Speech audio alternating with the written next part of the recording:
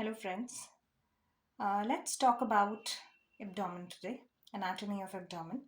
For this, I have brought my magic box for you.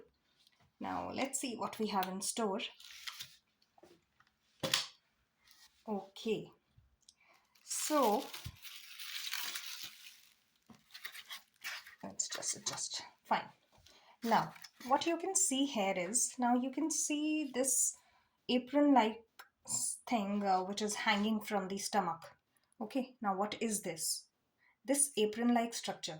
This is basically four layers. Okay, these are four layers which goes like this from the stomach and it goes like this.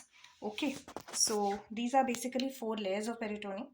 Now the anterior two layers of the greater omentum, now these attach to the greater curvature of the stomach, and then it goes back, turns like this, and it attaches to the transverse colon and the transverse mesocolon. Basically it kind of act like an apron, like a apron for the stomach, or basically for the abdomen. Apron for the abdomen, abdominal organs. It contains macrophages, so it prevents against infection.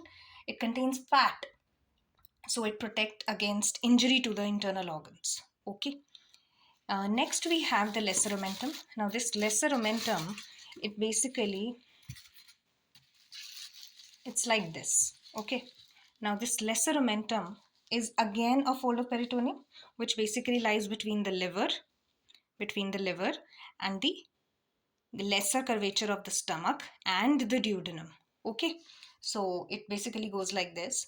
And now the right margin of the lesser omentum, it's free. Okay, and it makes a communication with the greater sac through a foramen, which is called as epiploic foramen.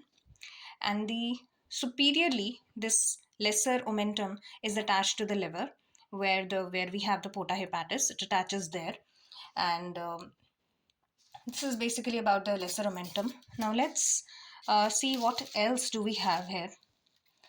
This is our large intestine, where we have the ascending colon, transverse colon, and the descending colon. This is the small intestine, where we have the jejunum and the ileum.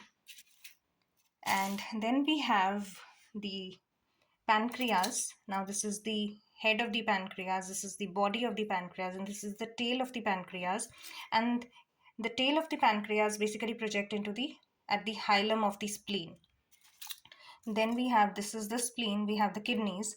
And there's one very important thing about the kidneys, that it lies retroperitoneally in our body. Now what do you understand from that? It basically lies over the posterior abdominal wall, which is comprised of, okay, and the posterior abdominal wall, it's behind the kidneys. Okay, and it is composed of three major muscles. Okay, now these three major muscles are, we have the rectus abdominis, we have quadratus lumboris, and psoas major. One, two, and these three.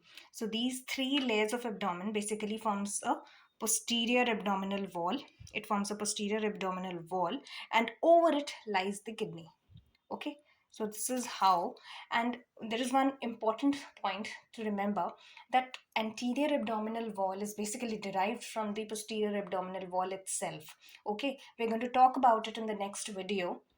Till then, if you like my video, click on the like button and subscribe to my channel. Thank you. Thanks for watching this video. Thank you very much.